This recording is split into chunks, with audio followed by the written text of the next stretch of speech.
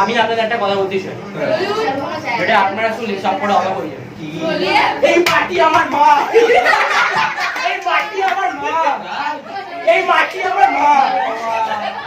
একদিন আমি আমার লেকচার আমাকে বলেছি, এই ক্লাসে আমাকে বলেছি, বাবু এ ফর অ্যাপেল হয়। আরে আমাদের দিকে তাকিয়ে যাচ্ছি নাকি? তখন আমি বেঞ্চের উপরে উঠে বলছি, এ ফর অ্যাপেল হয়, বি ফর বাপেল হয়, সি ফর কাপেল হয়, ডি ফর ডাপেল হয়, ই ফর আপেল হয়, এফ ফর আপেল হয়।